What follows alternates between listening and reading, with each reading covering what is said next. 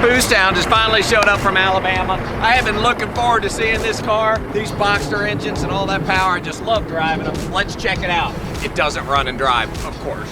It was listed as a biohazard chemical, so I gotta be safe, I gotta be careful when I'm touching this car. I'm always curious to see what extra bonus body damage I got from Copart.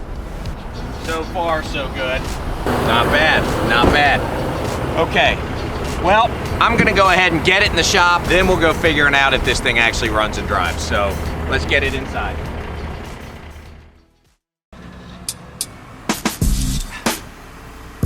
Okay, so all you guys out there, all you naysayers that are watching my channel and saying that I'm a gambling addict and that I'm taking all these risks, you're wrong.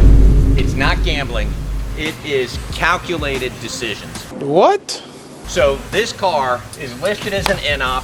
It's a biohazard out of Alabama. Biohazard chemical means usually that it's got drug paraphernalia in it, and sometimes it has heroin needles. So as a company policy, Copart will not let their employees get in these cars, and everybody knows that, so it's very common that the biohazard chemical cars are listed as NOPs. With an automatic, sometimes you can still do it without getting in the car. You can open the door, put your foot on the brake, start the car with the key. But with the stick shift, you have to get in the car to push down the clutch. So, calculated risk on this car is they were not willing to sit in that seat to push down the clutch. So, let's find out. Ooh, I see why they weren't willing to sit on the seat. A mouse or something has eaten through the side of the seat. Somebody was hungry. And it smells like blood. Huh? But, I don't care, I want to start the car, so let's see what we got. Ah! What's your finding, Miles? I don't know, shit stuck to the floor, you can't even move. You have to cook. Oh, look at you, Joe. I'm too excited, I don't have time for that. The car's got a built-in radar, and it's going through all the bands. You know you're a bad boy when you have a built-in radar. All right, but let's see what it does. Okay, 3, 2, 1.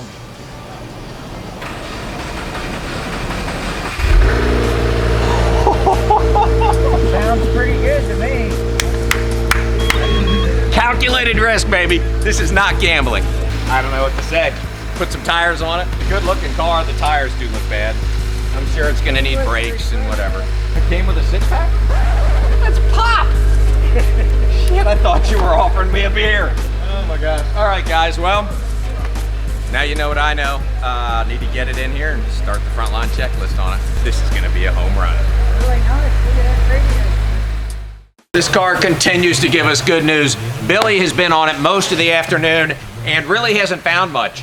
He did get the oil change done, drained out the old oil, put a new filter on it, filled it up with fresh oil, because we didn't know how many miles were on the oil change, so we just went ahead and did it. And the car had been sitting at Copart since 2024, so it was old oil anyway. Because it's only got 14,000 miles on it, the brakes are fine, front and rears are good, cabin filter, air filter, all good. He did have a little rattle that he noticed up in the front end, found some loose sway bar bolts, so we got those tightened up. Hopefully that got rid of the rattle. Next, we just need to get it out on the road and see if we can find any punch list items. So Richard was a busy man yesterday. He actually came in after hours and got our bumper taken care of. The scratches in here were more like gouges. They were down into the plastic pretty deep, so he had to fill it with some body filler. Then he sanded that down smooth, put some primer on it, scuffed that up, put the color on it, put the clear on it, and this is looking good. So that is all finished. We now need to get this fog light bezel on here, and Joe gave me a screwdriver. So hopefully this thing just pops off. As a matter of fact, hold on. The first rule I always tell the guys, check your part. Before you go tearing stuff apart, let's make sure we actually have the right part. And I'll tell you what I love about Subarus are their parts costs. It's not worth even hunting down used parts for most Subaru stuff because their parts are so well priced. A fog light bezel like this on a Honda, Nissan, Toyota would be $100 or more. But on a Subaru, it was less than 50 bucks. So almost always, we just order Subaru parts direct from the dealer. And here's another one. You get it the next day and it's almost always the right part.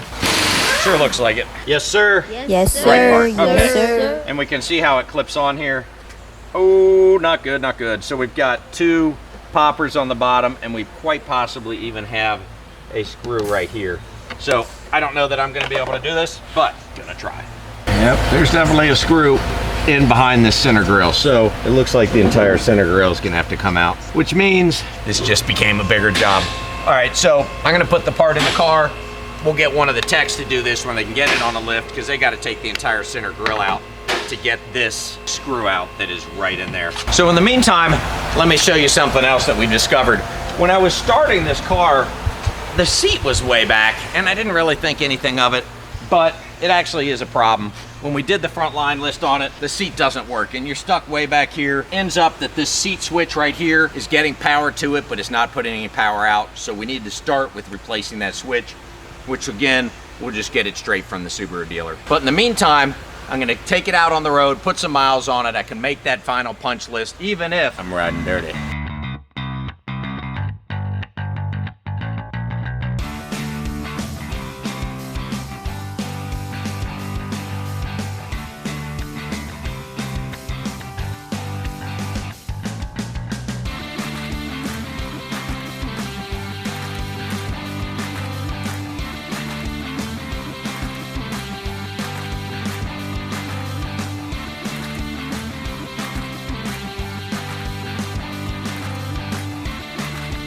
So I wasn't able to do the fog light bezel, but Richard got it over here on his lift, was able to get that fastener that was over here by the middle grille, was able to get that by getting up underneath the car.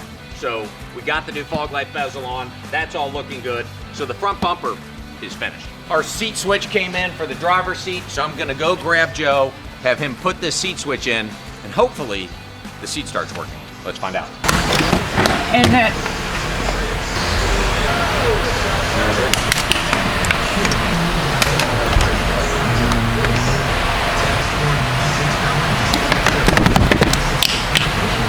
Sweet, I'm done.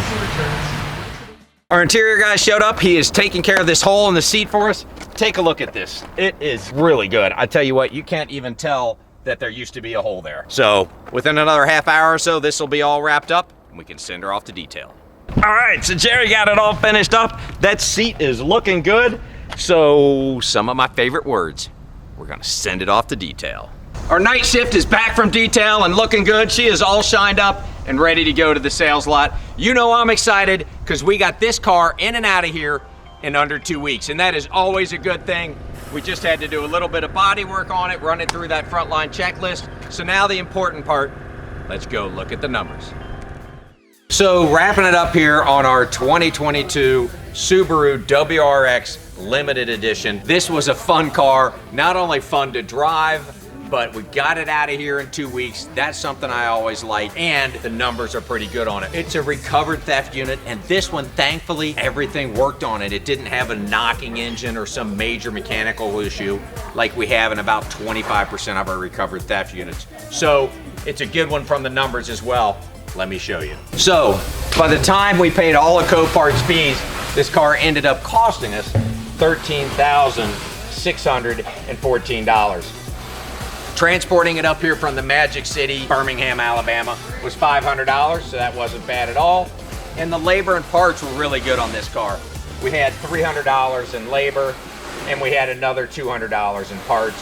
The detail was a little more involved because the interior was so trashed. We had a $300 detail on it. So all said and done, we got $15,064 into the car, which is not bad considering this thing books out at over $31,000. To be exact, $31,512. The downside is it's got a 48-day supply, which isn't great. It's not bad, but it's not great either. So we're gonna have to sell it for somewhere in the high 70s. We'll probably put it out there at about 78% of market, which has us listing the car for $23,995. And we'll probably end up selling it for somewhere around $23,100, which, considering what we've got in it, that's a great car. We'll have a contribution margin of around $8,000. Cars like that help keep the lights on around here and pay for the cars where you've only got $2,000 or $3,000 contribution margin. So that's a wrap for this video. Thanks for watching to the end. I'm Matt Ryan, and this is another episode of Northern Kentucky Auto. If you like this kind of content, be sure to like and subscribe.